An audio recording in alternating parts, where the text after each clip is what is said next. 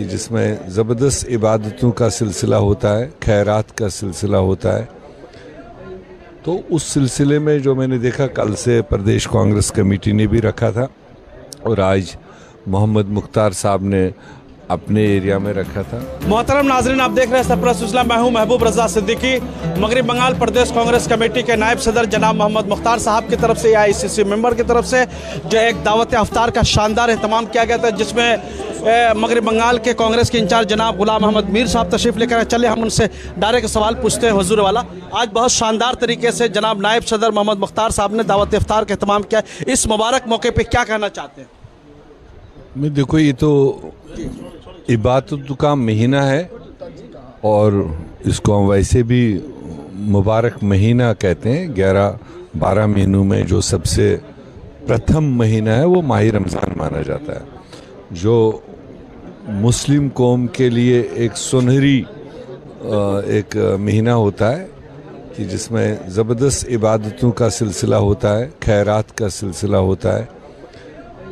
तो उस सिलसिले में जो मैंने देखा, कल से प्रदेश कांग्रेस कमेटी ने भी रखा था और आज मोहम्मद मुख्तार साहब ने अपने एरिया में रखा था और मैंने भी चक्कर भी लगाया।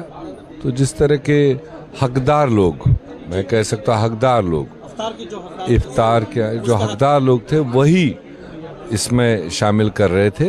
ये खूबसूरत चीज़ है और अल्लाह ताला ने भी यही फरमाया कि जिसके पास गुंजाइश है, जिसको अल्लाह ने दिया है, वो दूसरों के लिए भी इस महीने में कुछ करे, गरीब गुरबाओं के लिए करे। तो उस लिहाज से तो बहुत ही अच्छा है और अच्छे खुशगवार माहौल में।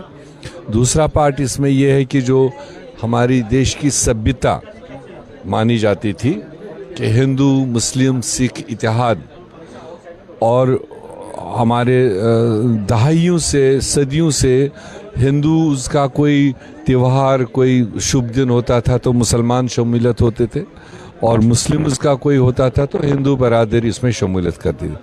वो बीच में 5-10 साल से जिस तरह की बातें कुछ लोगों ने करी कि जिसमें फिरका परस्ती फैलाने की कोशिश की, मगर मैं क्रेडिट देता हूँ अपने लीडर राहुल गांधी जी को, जिन्होंने बर वक्त, इससे पहले कि देश और कटता और बढ़ता, तो उन्हें बर वक्त जो भारत जोड़ो यात्रा हाथ में ली, 4,500 किलोमीटर कन्याकुमारी से कश्मीर, उसको पूरे देश दुनिया ने फॉलो किया।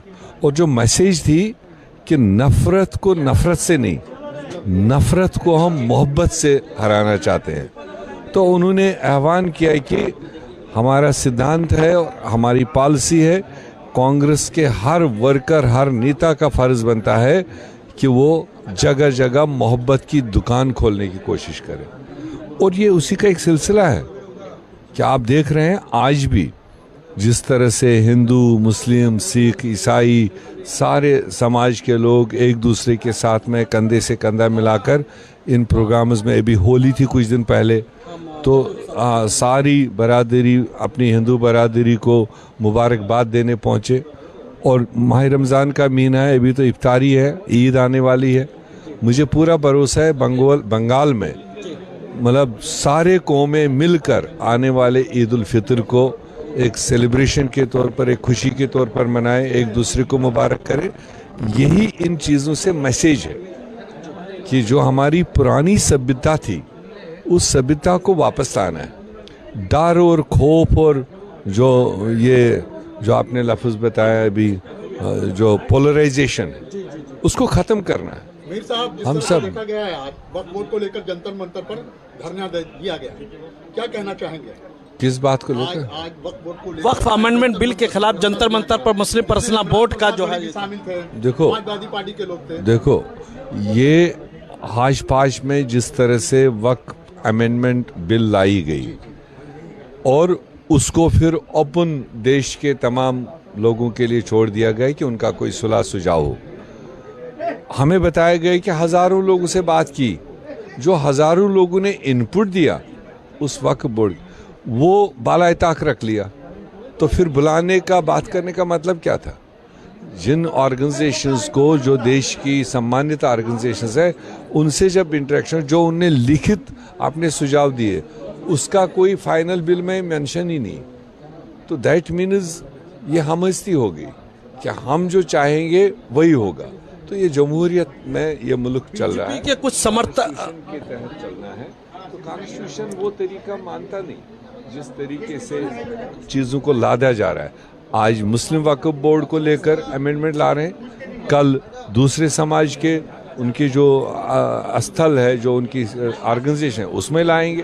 तो इनको अभी बहुत बड़ा दुनिया था काम करने का, तो अभी कहाँ से उनको वक्फ बोर्ड की बात आई, कल क्रिश्चियन एप्रीहेंशन में, कल और माइनॉरिटीज़ उसमें एप्रीहेंशन में है। तो इसलिए अब लोग सड़कों पर उतरेंगे, अपनी बात रखेंगे जब अंदर मानेंगे। सवाल, दिल्ली में जो कांग्रेस ने दिखाया वहां पर रोल, वाकई बिहार में कन्हैया कुमार और पप्पू यादव को जिम्मेदारी दी गई है, कितना बड़ा देख रहे हैं रिफ्लेक्ट आप?